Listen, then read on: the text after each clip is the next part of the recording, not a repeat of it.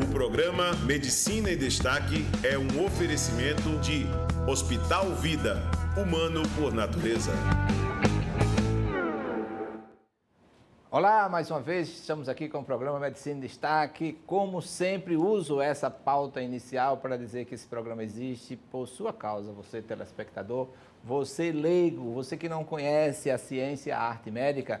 Trazemos aqui convidados para que, através de informações, na possibilidade dessas informações, passamos para você conhecimentos dessa ciência e dessa arte de medicina. Trazemos convidados a cada semana e eles se dispõem assim de uma forma voluntária, mas às vezes é difícil arrancar essa pessoa da atividade profissional. Hoje também, muito difícil trazer aqui o Dr. Hernan Tenório, né, cirurgião vascular e também médico intensivista, que está aqui para a gente ter essa conversa inicial e a gente dar as boas-vindas a este profissional que a gente admira pela sua qualidade e pelo seu profissionalismo, qualidade como ser humano e o seu profissionalismo. Professor Hernan, o programa é seu. Muito obrigado. Obrigado, professor Gerson, pela oportunidade, pelo convite.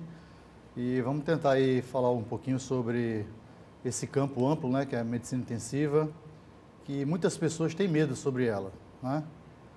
É uma especialidade médica não muito antiga e que ainda está crescendo, né? Ainda está evoluindo aí na história da medicina, tanto do país como do mundo. O telespectador já acostumado com o nosso programa e nosso estilo, antes a gente faz um voo, né? Pega uma espaçonave e dá um voo no passado para saber assim, da sua decisão em fazer medicina. Quais foram os caminhos tomados para isso? E o que é que motivou a escolha da medicina como a sua profissão? Então, na verdade, eu não tinha muito bem decidido que ia fazer medicina, até que um belo dia eu fui receber um tio meu que tinha tido um acidente no IML, né? E a partir desse momento, então, fiquei atraído pela história da medicina e me empenhei em fazer. E aí estudei para isso e fiz o vestibular, na época era vestibular, não era ENEM ainda, né? E nós conseguimos entrar aí numa boa classificação. Maravilha. Agora, me chama a atenção, né? Quando fala do IML, já é a segunda pessoa, né? Ele é legista, que ele vai para o IML antes de fazer vestibular e queria conhecer o IML e quando então tomou a decisão. Essa visita do IML, marcou, assim, quis ser legista, ou já pensou nessa possibilidade? Assim, não, então, eu acho que o problema maior, a dúvida, era lidar, assim, com o corpo, né, com a morte, alguma coisa assim.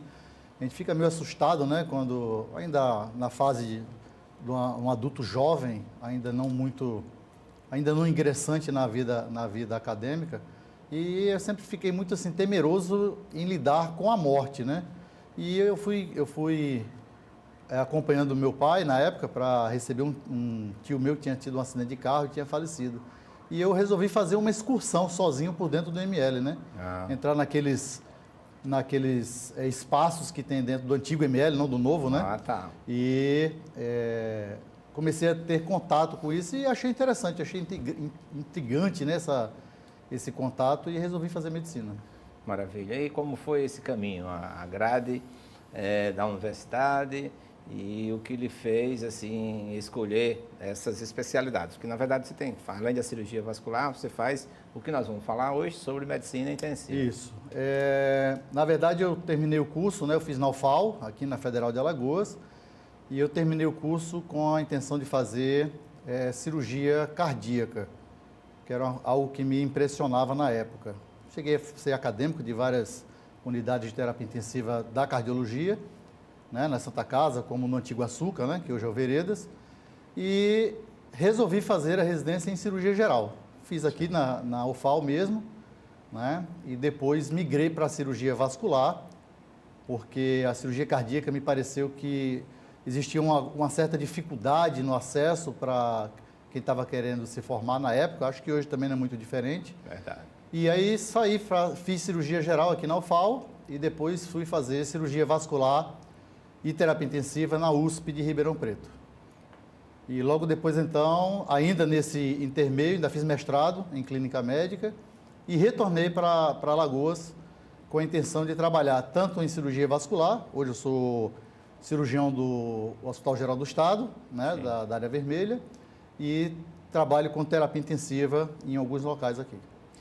E geralmente eu faço essa pergunta para quem sai daqui em busca de conhecimentos, né, de pós, né, convites para ficar lá foram feitos, né? Foram. Na época eu era médico contratado do Hospital das Clínicas de Ribeirão Preto, mas recebi um convite à época, né, para retornar para Maceió, não para assumir parte acadêmica, nada disso, para ser médico local aqui. E eu resolvi voltar porque meus pais moravam aqui, né, moram ainda, minha mãe ainda é viva, e aí eu resolvi retornar por conta disso. A praia também chama atenção com relação a isso, né? O senhor acredita que eu retornei no ano de 2000, dificilmente eu vou à praia. Moro na beira da praia, mas dificilmente eu vou a ela. Isso. Essa é por uma opção ou por falta de tempo nas atividades? Não, acho que falta de tempo é algo bem verdadeiro, né? Mas também acho por questão de opção mesmo, não é uma coisa que me atraia muito, não. Muito bem. E nas suas atividades, vamos falar hoje, talvez o telespectador não esteja bem familiarizado com o termo medicina intensiva. O que é a medicina intensiva? Então, a medicina intensiva, né, ela é antigamente não, hoje ainda nós conhecemos como UTI, né, vamos dizer assim, no coloquial, é a unidade de terapia intensiva, UTI, e é um local onde as pessoas tinham uma visualização de que a gente até brinca com a sigla, né, UTI, como a última tentativa do indivíduo. Hoje em dia a gente sabe que não é bem assim, modificou muito, né, as situações, os atendimentos. Olha as imagens aí, né? Nós temos aí, essa é uma, por incrível que pareça, essa é uma UTI do interior do estado daqui, né? E que é uma UTI de alta complexidade. Essa é outra UTI também do mesmo hospital, nós temos 2 UTIs desse hospital, né? Novamente aí, equipe, né? Equipe multidisciplinar, né? Enfermagem, pessoal da fisioterapia, motor e respiratória trabalhando com os pacientes. E é assim, uma unidade, na verdade, que a gente pega os pacientes ditos críticos, né, ou muito críticos, e nós tentamos readequar as situações para que eles voltem à atividade habitual do dia a dia. Maravilha. Vai falando sobre esses, aí a cama, né? Isso, eu tenho, um espaço, box, né? Esse espaço, ele é delimitado por portarias ministeriais, que é determinado a distância entre as camas, né? Entre os leitos. Esses leitos são todos monitorizados, que fica aqueles monitores em cima da bancada. Temos também os carrinhos de parada cardíaca, os desfibriladores, que são esses 2 aparelhos que aparecem aí no centro da tela. E nós temos, além disso, outros equipamentos como bombas de infusão, monitorização de parâmetros invasivos, como pressão arterial, pressão intracraniana, uma série de instrumentos, né, que a gente tem que utilizar para monitorizar, para ficar observando o paciente crítico nessa hora. E, a depender do foco da UTI, ela tem situações muito específicas. Sim. Aí nós temos dois tipos de UTIs, essa que vocês viram logo no início, que é uma mais ampla, que não tem ainda os pacientes, porque a gente pegou essa foto logo no início da montagem dela, é uma UTI cirúrgica, só tem pacientes cirúrgicos de alta complexidade, e a outra, que é uma UTI que você vê que já tem mais paciente, é uma UTI geral, né, onde tem pacientes de todas as especialidades, excedendo pediatria, porque é uma outra área que tem a terapia intensiva específica da pediatria e da neonatologia.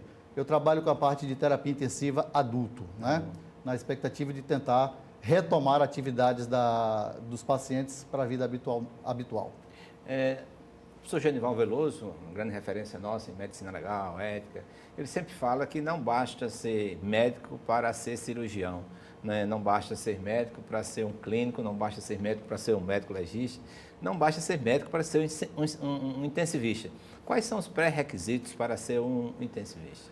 Então, para ser intensivista, eu diria só não só para ser intensivista, eu acho que qualquer especialidade, mas a terapia intensiva em si, porque a medicina intensiva ou terapia intensiva, ela é especialidade médica que você precisa ter muita agregação, muito amor àquilo que você está fazendo, né? Porque, literalmente, os pacientes que estão ali são críticos, ou seja, estão entre a vida e a morte, e cabe a você a responsabilidade de tentar resgatar esse paciente e retornar para a situação habitual dele. Então, primeiro você precisa gostar, né? Precisa, vamos dizer assim, vamos usar o verbo bem tranquilo, amar a profissão. E não ficar com, vamos dizer assim, situações de não querer, por exemplo, ensinar as pessoas, os outros colegas, né? A gente não é vamos dizer assim, o suprassumo das especialidades médicas, sim, mas nós temos que ter uma visão muito ampla de todas as situações, inclusive ético-legais, né? Porque a gente convive muito com a morte de perto, né? E a gente precisa saber como lidar com isso, e não só com os pacientes, principalmente com a família, né? Que fica muito angustiada nessas situações. Eu, em especial, eu tenho uma situação muito ímpar, né? Porque eu gosto muito da terapia intensiva, porque além de ser médico intensivista de formação, eu fui paciente também, né? Eu passei... Sim, esse é um capítulo... eu passei 79 dias na UTI. Verdade. E é muito interessante, né? Porque a gente, quando está do lado de cá, a gente vê de uma forma diferente. Quando a gente está do lado de lá, modifica muito essa visão. Então, essa é uma pergunta que a gente vai fazer para o professor Hernan, de que a pandemia Covid é um capítulo muito especial na sua vida, primeiro por estar na linha diferente. Sem dúvida. Né? Estar entre aqueles que, eu sempre gosto dessa frase, que fazem da sua profissão um hino sagrado em defesa da vida, mas que tombou também, né? Foi acometido. Sem e como dúvida. foi essa experiência?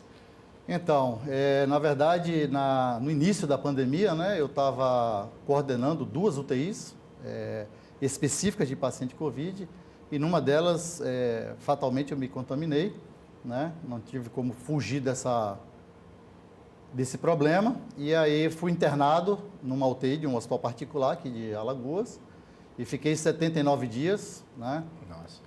literalmente entre a vida e a morte. Eu posso dizer que eu virei um compêndio de terapia intensiva, né, porque a colega que ficou à frente do quadro, né, tocando, que é uma pessoa extremamente competente, conseguiu realmente me segurar e me trazer de volta, e eu só tenho a agradecer. E é muito ruim, né, porque, só para você ter uma noção, eu perdi 26 quilos, né, durante esse tempo que eu fiquei na unidade de terapia intensiva.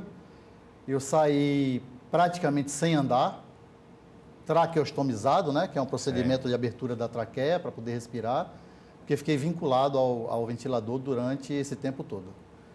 E consegui sair, graças a Deus, né, e graças à intervenção aí dos anjos, né, da medicina que estavam à frente disso daí. Verdade, às vezes a gente vê muitos profissionais que aparecem nas primeiras páginas, etc., mas uma especialidade que eu admiro bastante, né? Eu acho que depois da minha, né? Porque também trabalha assim no anonimato, né? Trabalha escondido, não está nas primeiras páginas, é um médico intensivista. Sem dúvida. Né? Talvez, assim, nós nunca foi apresentado, melhor dizendo, a profissional que cuidou de você, que tomou a frente, né? Todos cuidaram, né? Multidisciplinar, o pessoal da fisioterapia, etc. e tal, mas permanece nesse anonimato. E aí a gente vê a importância da medicina, não é? E, acima de tudo, a questão do humanismo, né? Então, me fale dessa experiência, né? O que é o professor Hernan antes e o depois na questão de lidar com essa questão humana, né? Dentro do paciente que chega na UTI. Então, sem dúvida, como eu estava comentando, quando a gente está do lado de cá, né, do leito de UTI, quando a gente é o profissional, a gente muitas vezes não, na maioria das vezes a gente não se envolve emocionalmente com o paciente, e o paciente, na verdade, é um objeto de trabalho, né? E isso, na verdade, é uma cultura antiga que vinha das unidades de terapia intensiva, e hoje em dia não. Hoje, esse lado do humanismo, né, do acolhimento real ao paciente é muito diferente, e eu tive que aprender isso na prática, né? Porque realmente a gente se sente muito sozinho dentro da UTI, a gente fica isolado, né? Emocionalmente e fisicamente. E depois disso, eu posso dizer que eu sou uma transformação desse processo. Porque hoje, quando eu vejo qualquer profissional da área, que seja médico, seja técnico, seja enfermeiro, que durante o estresse do plantão, porque são plantões pesados, né? São bem carregados, são bem difíceis de trabalhar. Às vezes a gente passa a noite toda, né, trabalhando, e o que acontece? Eles ficam, às vezes, estressados com os doentes, né? E termina descarregando sem uma necessidade em cima do paciente. Eu sou o primeiro a cair na defesa agora do paciente e dizer assim, olha, tem que ter calma, tem que respirar, porque só quem sabe o problema é quem está deitado naquela maca. Quem está do lado de cá, está tudo bem, está fazendo o seu, está cumprindo o seu, mas quem está sofrendo, na real, na verdade, é a pessoa que está deitada ali. Eu entrevistei logo, acho que em 2000, início, assim, para o professor Timbó. Sim. Né? E ele passou também. Ele disse que uma imagem que ficou para ele foi o relógio que tinha, que ele ficava olhando. Assim, o ponteiro passar. Existe algum sinal, algo que foi significante para você nesse momento? Pode ser também, ele diz, de uma enfermeira que chegou junto e que disse umas duas palavras ali que ele conseguiu absorver aquilo como um entusiasmo. Você teve algo que marcasse assim? Não, eu tenho sim, eu tenho assim, alguns pontos de vista, alguns sinais, vamos dizer assim, né? De quando eu retornei do processo do coma induzido e de toda a gravidade, a médica assistente que estava me assistindo, ela chegou conversando comigo, né? E chorou bastante, né? E dizendo que eu tinha sido assim uma grande conquista na vida dela, né? E isso é uma coisa que me chamou muita atenção. E todo o acolhimento, né, do pessoal, inclusive do próprio dono do hospital, que foram várias vezes, é médico também, foram me visitar praticamente diariamente, né? O pessoal ia. O pessoal da fisioterapia, muito solícito. Eu praticamente conheço quase todo mundo daqui do estado, né? Eu fui acadêmico daqui, eu estou desde 89 aqui, então a gente tem um espectro de conhecimento muito grande.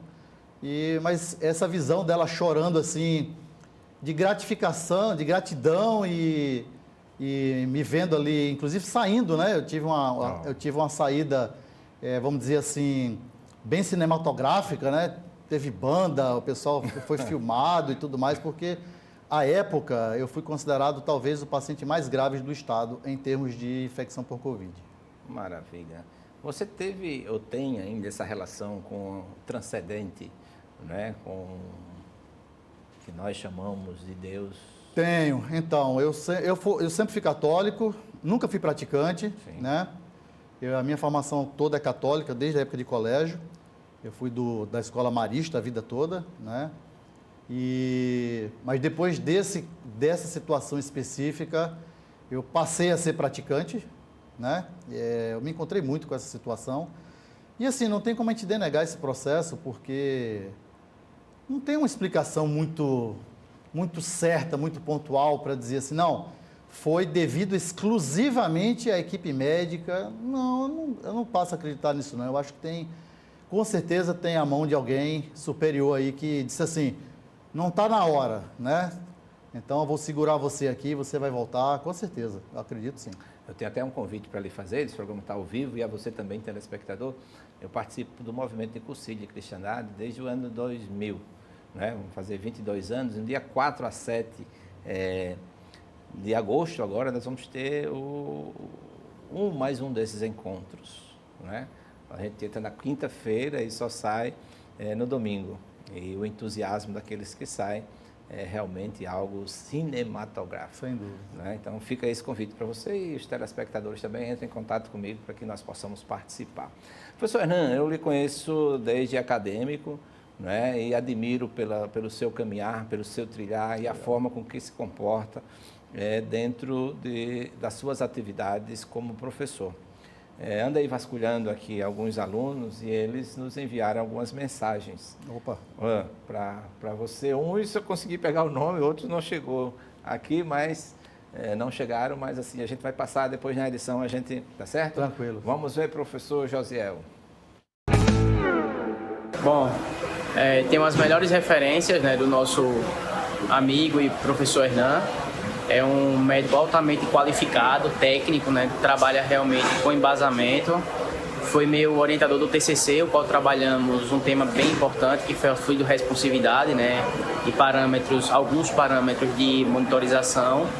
E durante esse tempo aí, pelo menos nas 2 disciplinas que eu peguei com ele, tivemos um embasamento muito bom. Esse é o Andrew, né? Esse é o Andrew, ele é de Aracaju, né? Fez o curso de medicina aqui na faculdade da UNIT aqui de Maceió, e eu tive o prazer de assessorá-lo, né? De tutoriá-lo como orientador TCC. da conclusão do TCC, né? Do curso, da tese de conclusão de curso, e uma pessoa que parece que vai seguindo essa orientação daí da terapia intensiva, né? É muito bom a AMIB, né, que é a Associação de Medicina Intensiva do Brasil, ela tem tentado aí nos últimos anos levantar essa bola, puxando profissionais para a área de medicina intensiva, porque cada vez está mais escasso, né? E a gente devagarzinho vai conseguindo aí, já está levando algumas pessoas para essa área. Maravilha. Vamos ver se tem uma outra. Meu nome é Vâunia, sou aluna da UNIT, né, de medicina, aluna do professor Hernan.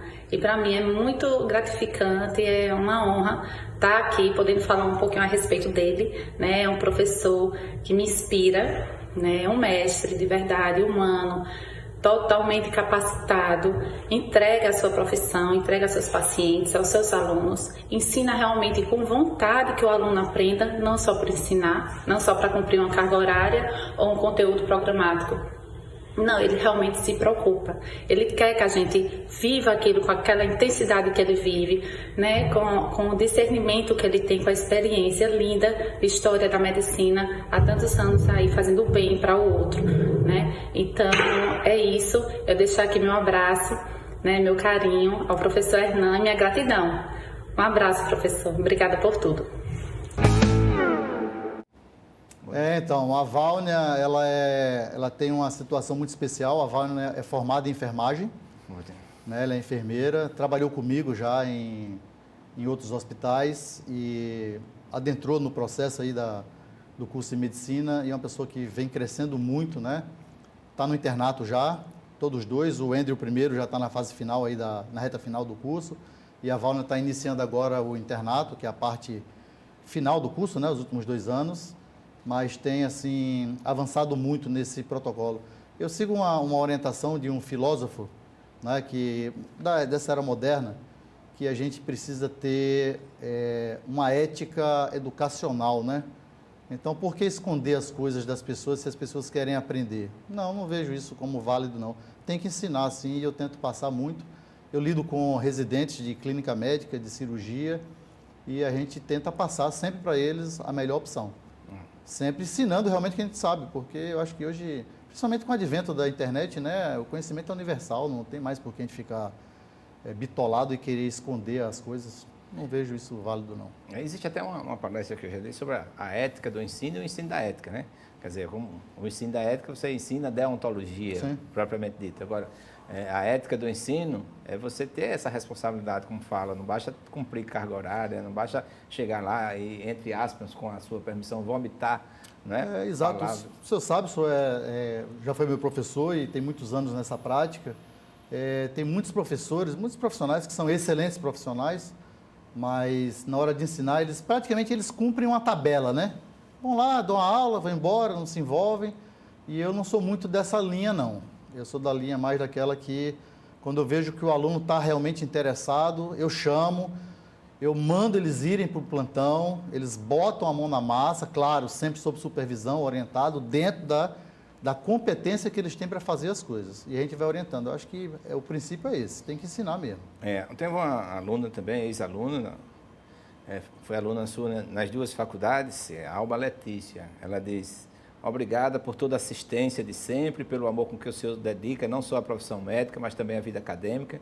Sei que os que se passaram por ti, ou que passaram por ti, levam um bom aprendizado na formação médica. Obrigado sempre por contribuir com a medicina melhor, desde a formação dos alunos até o manejo dos pacientes mais graves, o que o senhor faz com maestria. Continue brilhando e espalhando tudo isso. Um carinho, da ex-aluna das 2 faculdades, a Alba Letícia. Muito bem. Então, é isso que eu estou dizendo, senhor. Assim, acho que a ideia é realmente a gente passar aquilo que a gente sabe, até porque amanhã seremos nós os pacientes. Os pacientes, né? Com certeza. E assim, eu não tenho o menor timidez, constrangimento de dizer. Eu, durante a minha fase do Covid na UTI, eu fui assistido por colegas que foram meus alunos, né? E eu me senti muito tranquilo em saber que eram eles, porque eu sabia que tinha sido alguém que eu tinha dado uma orientação e que seguiu fielmente aquele processo. Então, isso é muito gratificante para a gente, saber que a gente está ensinando ter responsabilidade, né? Porque, o senhor sabe disso, lidar com a vida não é uma coisa, não é uma brincadeira, né? Brincadeira, não é uma coisa muito séria. A gente fala de todas as especialidades, né? Teve uma vez que eu cheguei num plantão, a menina tinha acabado de limpar minha sala. Que coisa linda, né? Você atuar dentro de uma sala limpa, né? Como ficam essas pessoas dos serviços gerais que muitas vezes são até esquecidas. Sem dúvida. Não é? E ela, dei bom dia, perguntei se quer ajuda. Ela olhou para mim e disse, o senhor é de outro planeta? Aí eu disse, por quê? Ela disse, é a primeira vez que o médico me dá um bom dia. Desde 15 anos que eu estou aqui, né? Nós temos acho que a população, na forma geral, né, ela tem essa visão que o médico é algo que está muito acima dos outros, né? É o doutor, né? Isso. Essa cultura cresceu, sei lá, desde quando, mas eu procuro não ser assim. Eu trato bem todo mundo. Nunca, eu digo isso com todas as palavras, caixa alta, né? Eu nunca fui grosso com ninguém, não gosto desse tipo de atitude, né? E trato eles com muita ética, muita responsabilidade e ajudo quando eu puder. Sempre que eu posso ajudar, que eles precisam, porque infelizmente a gente ainda não tem uma coisa ideal, né, em termos de assistência à saúde, e eu estou sempre disposto a ajudar, sem dúvida. Tem uma poesia aqui de um poeta falando sobre o médico, Gaudete Bandeira, que ele diz: adentra o corpo humano desvencilhando os segredos, vai tateando as artérias, sentindo pulsar nos dedos, à procura de tumores para acalmar suas dores, que lhe chega ao paciente, tirando das cavidades todas as enfermidades que o deixaram doente. Não é esse tocar, esse palpar. Você tem... às vezes a pessoa passa pelo médico e ele nem me examinou, nem me tocou, nem tocou em mim. Exatamente. Na UTI não tem um paciente que possa sair com esse discurso, né? Não, então, a gente tenta, na verdade, ser mais humano possível, né? Até pela fragilidade que o paciente está passando, né? A gente tenta se aproximar. Claro, a gente mantém uma certa distância porque precisa, né? A gente tem que ter frieza o suficiente para poder tomar as atitudes e para poder resgatar os pacientes das situações extremas, mas isso não impede que a gente seja educado, cordial e humano mesmo, né? De chamar, só para ter uma noção, agora de novo com essa história do crescimento do Covid, as UTIs pararam novamente de fazer as visitas pessoais e a paciente estava lá internada para fazer uma revascularização cardíaca e era aniversário de uma das filhas. Então, por que não fazer a humanização? A gente fez uma videochamada entre os filhos e ela, né, a paciente, e tudo tranquilo, foi tudo bem. Eu acho que parte desse princípio, a gente tem que ser humano. Acima de tudo, tem que ser humano. Professor Hernando, eu trabalhei 16 anos em urgência e emergência, então essa informação sua vai ser assim, norteadora para os nossos telespectadores leigos, em que eu ficava lá com 400 leitos, né, no hospital, antigo Hospital do Açúcar, era cheio mesmo, mais a urgência, etc. Mas tinha aqueles familiares que chegavam assim, de paraquedas, que nunca tinham ido olhar o seu pai ou sua mãe, e chegavam exigindo tudo. Quando já se tratava de um paciente terminal, onde o aconchego familiar, o olhar, o afeto de um familiar na beira de um leito, mesmo na enfermaria ou no apartamento, eles exigiam que fosse para a UTI. O que é que o paciente, o que é que os familiares devem pensar, até que ponto é a UTI a expectativa de um melhor prognóstico, quando o acolher humano é o melhor local, o familiar é o melhor local. Hoje nós temos uma subespecialidade, né, na medicina intensiva, na medicina, vamos dizer assim, que é a parte de cuidados paliativos, né? E isso cresceu muito nos últimos anos e é extremamente importante que os familiares, e a maioria hoje tem aceito isso, Tem alguns pacientes em fim de vida, né? Que realmente o acolhimento é mais apropriado do que a pessoa ficar num ambiente extremamente frio. Frio que eu digo não de ambiente de temperatura, mas frio emocionalmente. E que é muito melhor que essa pessoa fique em contato com os familiares, porque, na verdade, assim, a gente não tem muita coisa o que fazer. A gente vai dar conforto para esse paciente. E a gente tem conseguido, com a medicina paliativa, né, aqui em Maceió, a gente já tem alguns profissionais que fazem essa parte, né? E a gente tem conseguido conscientizar a população e eles têm aceito de bom grado, na maioria das vezes, claro que tem suas exceções, né? Mas a gente tem conseguido esse avanço. E informar, assim, que a unidade de terapia intensiva, normalmente, ela é formatada para pacientes que têm viabilidade clínica, né? Ou seja, pacientes que têm condições de ter uma recuperação, que seja parcial ou total da sua situação anterior. Aqueles que, infelizmente, estão em situações de final de vida, né? Neoplasias, outras situações mais extremas, a gente tem conversado e dado assistência a nível ou de enfermaria ou do próprio home care, né? Que a gente cresceu muito também nesse tipo de abordagem, tanto no Brasil como no mundo. Que num instante como esse, em que você tem que passar desse mundo para o outro, todos nós vamos passar esse caminho, claro. Que seja a última despedida, se tiver um segundo de lucidez, possa encontrar o olhar de uma pessoa que ama, exato. O carinho de alguém que passou a vida toda, e não simplesmente toque dos apitos. É isso, UTI, tem que ter muita tranquilidade, né? Tem que dar afeto mesmo à pessoa, né? E saber que a pessoa realmente não foi por falta de atitude do profissional, é porque realmente a pessoa está... aquela história, né? Ele não morreu, né? Ele chegou ao fim das atividades dele aqui com a gente. Infelizmente não é. É diferente, por exemplo, de um rapaz de 15, 16 anos que tem um acidente e, por exemplo, chega numa parada, você não vai reanimar? Claro, você vai tentar reanimar. É diferente de um paciente, por exemplo, que já tem, por exemplo, uma síndrome de mobilidade, né? Um idoso que já está todo atrofiado, que não tem mais qualidade de vida e está ali apenas, vamos dizer assim, para manter a família presente numa situação que não é nem explicável, né, do ponto de vista técnico. Então, a gente tenta aconselhar e, na maioria das vezes, a gente tem conseguido que as famílias fiquem com ele, seja no próprio hospital, mas não na unidade de terapia intensiva, ou seja em casa mesmo, para dar o conforto, para que ela possa fazer, vamos dizer assim, o passamento, né, o desfecho com a família. É extremamente importante. O grande avanço foi o home care, né? O home care foi excepcional, né? Dá uma segurança muito grande para nós profissionais e para os familiares também, né?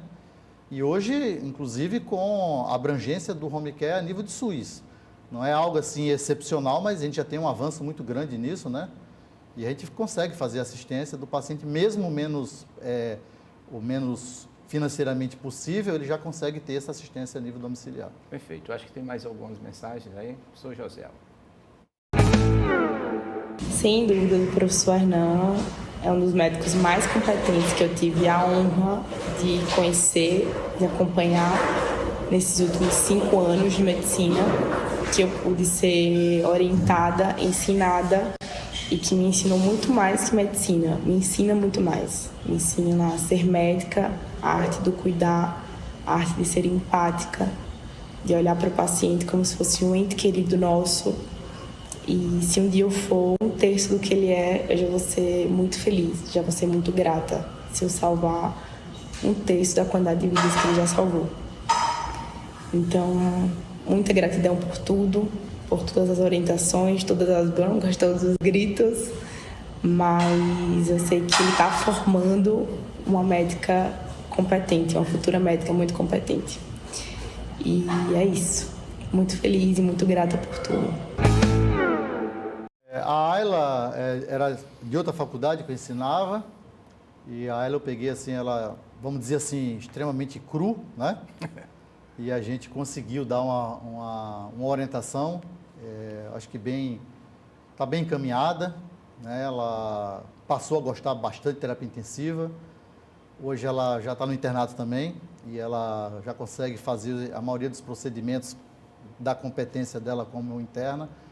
E é muito gratificante ver que o pessoal fica satisfeito, né, com a forma que a gente conseguiu passar, que a gente vem conseguindo passar as informações. Eu passei, José, algumas... Tem mais vídeo? Ah, tem mais. Tem uma foto aí de uma jovem que eu encontrei com ela numa reunião, e para você ver que o nosso... Acho que é a primeira foto que chegou já lá numa... Deixa eu ver... Pode subir, tem não? Quando eles têm uma foto e 2 vídeos, e 3 vídeos, disse que tinha uma outra. Eu queria prestar uma homenagem. Assim que conseguir essa foto, se conseguir, talvez fale com o Emerson, a gente fala ainda. Coloca mais esses vídeos aí, já que nós estamos numa sequência. Meu nome é Monique, sou estudante de medicina, e o que eu tenho para falar sobre o professor Hernan é que eu o conheci por fama no auge da pandemia, quando eu fui doar sangue para ele. Eu não tinha nenhum vínculo com ele, mas ele era tão amado pelos alunos que foi feita essa campanha e eu fui lá fazer essa doação. E esse ano eu estive com ele num dos momentos mais importantes da minha vida, e ele foi uma pessoa tão humana que, mesmo sem me conhecer, mesmo sendo um primeiro contato, ele foi uma ponte de Deus na minha vida para me abençoar. Então é isso, eu tenho só falar bem dele, desejar toda sorte de bênção na vida dele, que o seu seja continue assim, sendo bênção e sendo abençoado. A Monique foi interessante, né? A Monique, eu sou supervisor da disciplina de habilidades de emergência do Centro Universitário de Tiradentes, e ela é uma menina assim muito esforçada, né? E passou alguns problemas de saúde familiar durante o período do curso, e terminou que não conseguiu alcançar, né, a média que o MEC exige, né, para aprovação do período, e veio me pedir uma segunda oportunidade.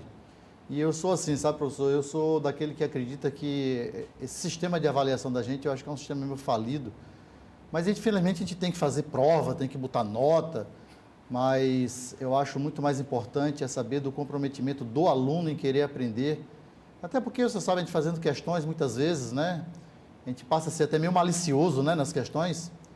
E... Nós já tivemos professores que ficavam felizes, que botavam uma pergunta de rodapé, exato, coloquei uma questão, nenhum acertou. Exato. Eu tive professores, não cabe aqui a gente comentar o nome, mas que faziam aquelas provas dissertativas gigantescas, e se você errasse uma vírgula, ele cortava a questão toda, né? Não tinha nada a aproveitar. Eu não acredito nesse tipo de avaliação, não. Então, eu a chamei e chamei outra aluna também que tinha perdido, e dei a oportunidade novamente para a gente fazer uma reavaliação do período, né? E ela conseguiu sucesso, conseguiu ultrapassar essa barreira, a outra infelizmente não, mas assim, a gente faz o possível para ajudar. Eu não tenho a menor intenção de reprovar ninguém, desde que o aluno tenha realmente interesse em querer sair sabendo, porque a minha disciplina é uma disciplina limite entre o curso teórico e o curso prático, que é justamente a habilidade de emergência. E é para onde essa turma sai quando se forma, né? Verdade. É quem vai para a unidade básica, é para quem vai para as UPAs, né? É para quem vai para o HGE, e eu acho que a gente tem uma responsabilidade muito grande em formar esse tipo de situação. Como tem sido as ligas? Você orienta algumas ligas, coordena algumas ligas? Atualmente eu sou coordenador da Liga de Cirurgia Vascular, da UNIT, né? Eu fui coordenador da LAEM, que é a Liga Acadêmica de Urgência, Emergência e Medicina Intensiva, da UNIT. Acho que foi uma das primeiras ligas do curso, né? Nós tivemos, inclusive, algumas premiações a nível de Congresso Brasileiro de Terapia Intensiva. Já fui da Liga de Radiologia,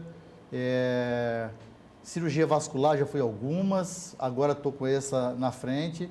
Então, a gente sempre tenta orientar, porque eu acho que é importante isso daí.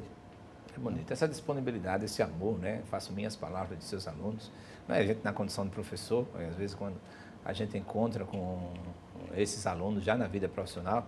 E eu fiquei feliz uma vez, hoje entrei num restaurante. É difícil entrar num restaurante para não ter um ex-aluno meu, que com 30 e poucos anos, e um mostrando para os filhos, olha, esse aqui foi o meu professor. A gente fica emocionado por saber de que ele dá uma referência para nós daquilo que ele teve. Não, né? exatamente. Precisa ver, eu tenho praticamente 25 anos de formado, né? E os professores que a gente tem uma deferência, né? O seu deles, Tem outros, professor Luiz Carlos, professor Ramalho, Verdade. né? Professor Márcio Valmic, que já não se encontra mais com a gente aqui. Então, são professores que a gente sempre, quando se fala com eles, a gente sempre se refere como professor. Professor. Né? Eu não falo, eu né? não chamo pelo nome, eu acho isso uma coisa muito impessoal.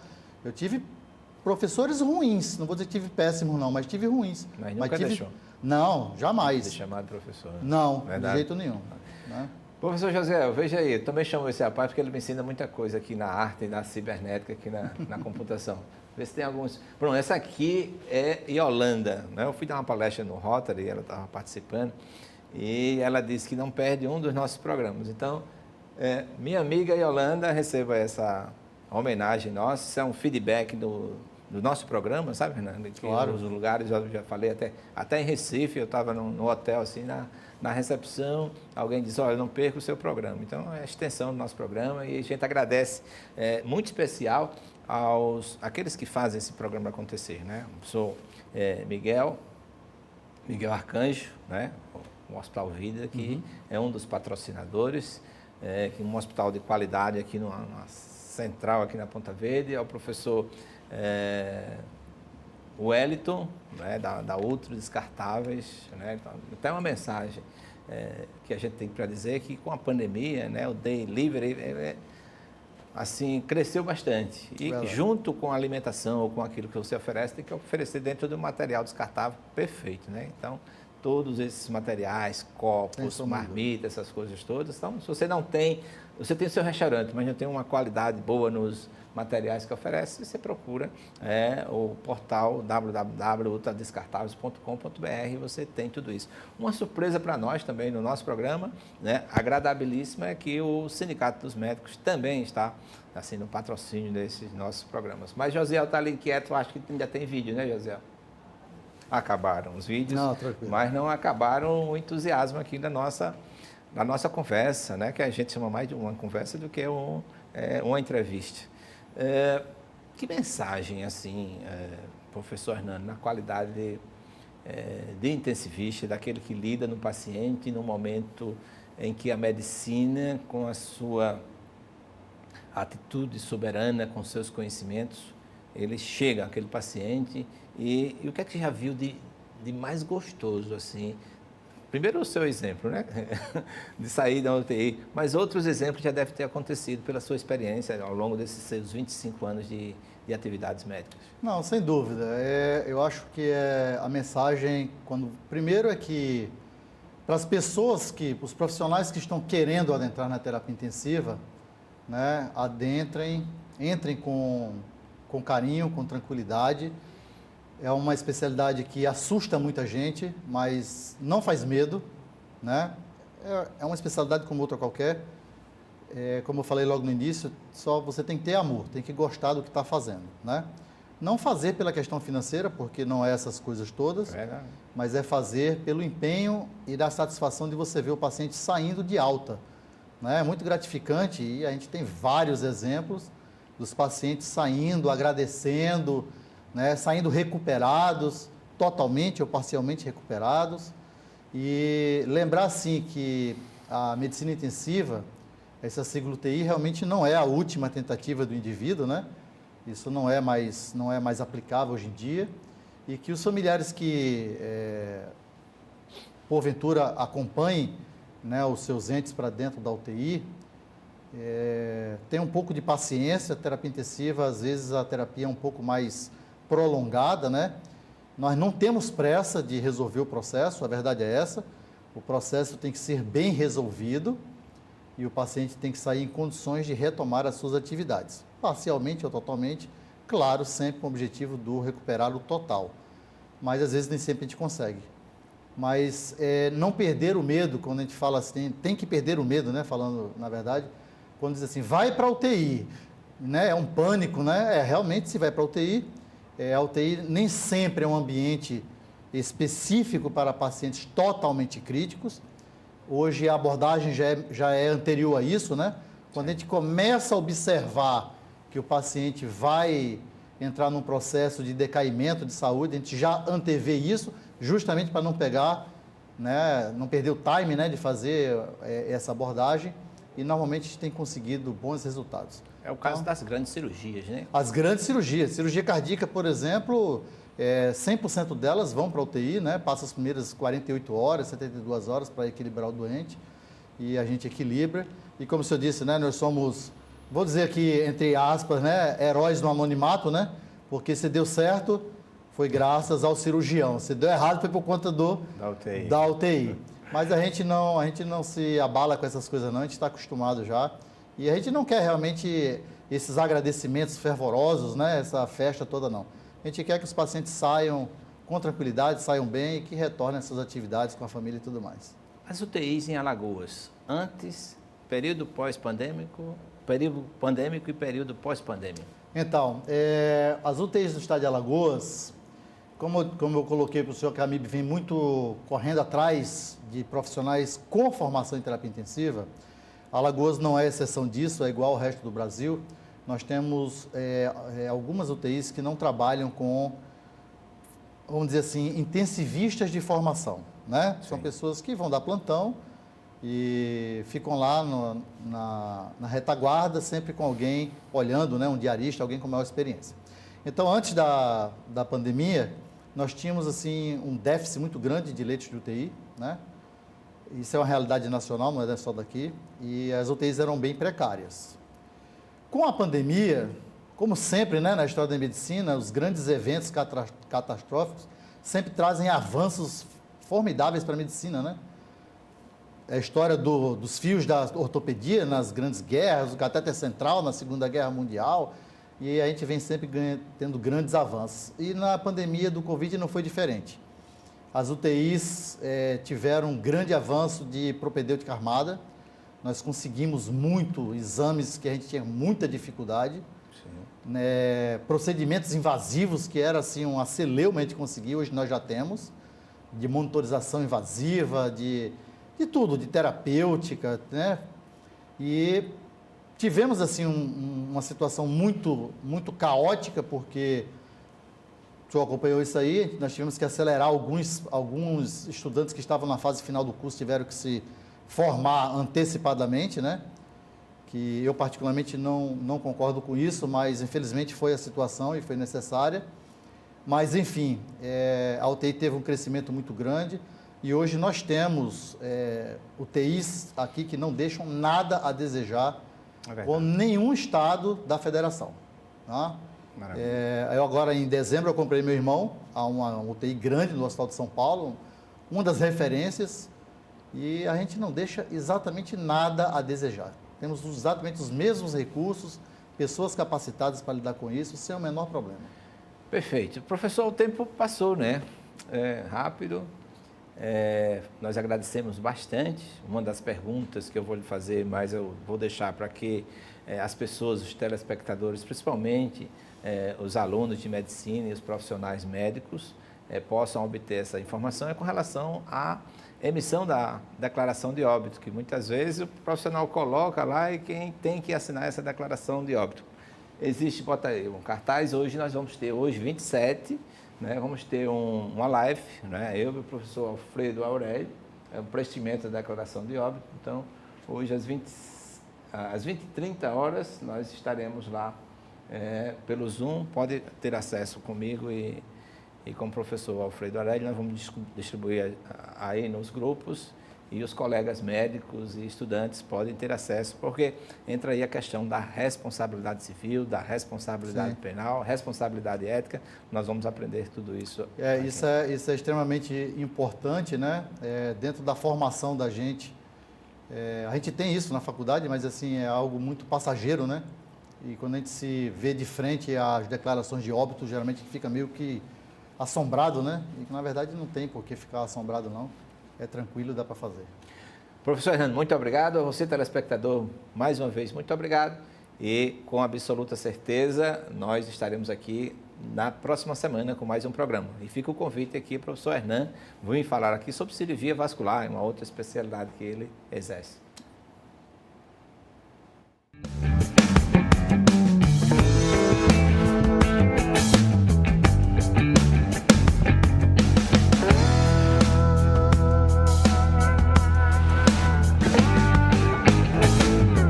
programa Medicina em Destaque é um oferecimento de Hospital Vida, humano por natureza.